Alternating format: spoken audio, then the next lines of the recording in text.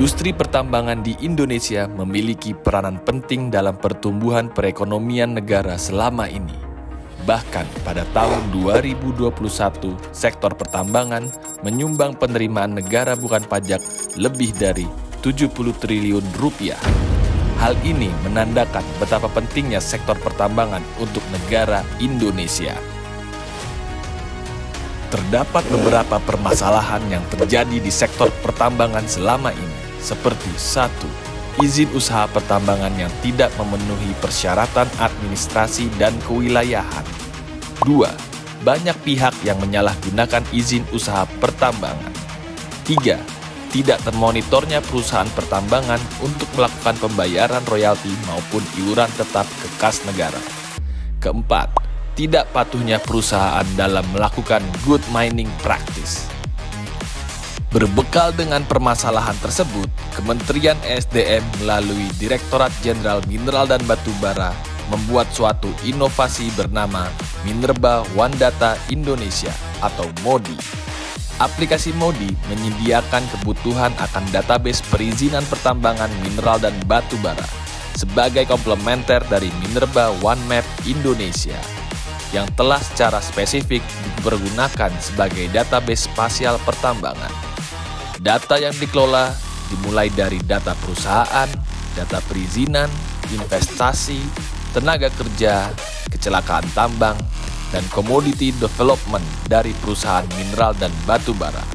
Selain itu, aplikasi ini digunakan untuk mengelola data iuran dan royalti PNBP dari penjualan mineral dan batubara, sehingga seluruh perusahaan yang tidak berada di MOMI dan MODI bisa diartikan adalah perusahaan tambang ilegal.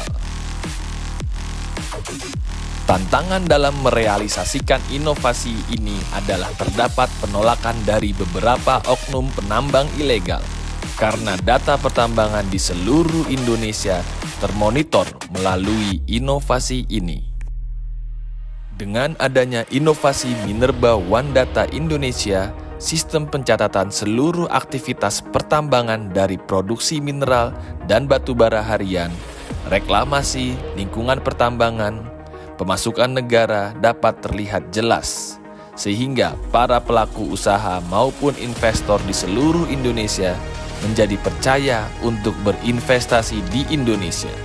Dan nantinya akan tertibnya pembayaran penerimaan negara, tumbuhnya tenaga kerja dalam negeri, dan multiplier efek lainnya dari sektor pertambangan. Dalam pembuatan inovasi MODI dan MOMI tentunya menggunakan beberapa teori inovasi. Salah satunya adalah menggunakan teori Kelly and Brown pada tahun 2018. Memperkenalkan metode inovasi design thinking yang dimana dipakai dalam membuat inovasi ini.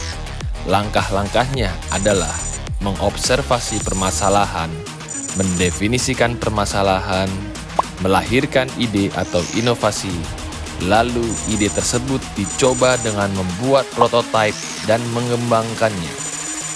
Terdapat paradigma yang dipakai dalam membuat inovasi dalam kebijakan industri pertambangan, Minerba, MOMI, dan MODI. Apabila dikaitkan dengan paradigma administrasi negara, maka inovasi ini menggunakan paradigma New Public Services. Publik dipandang secara utuh dan humanis dan diajak kolaborasi. Terdapat teori lainnya juga dalam membuat inovasi ini, yaitu social enterprise, yang dimana inovasi kebijakan publik menciptakan nilai tambah kepada masyarakat berupa nilai tambah secara sosial dan ekonomis. Berdasarkan teori dari Sururi, realisasi dari ide inovasi ini di Indonesia adalah inovasi kebijakan dalam ruang lingkup metode. Hal ini ditandai dengan adanya perubahan metode controlling dan transparansi kegiatan pertambangan yang lama ke arah metode yang baru, dimaksudkan agar dapat dicapai tujuan yang lebih optimal.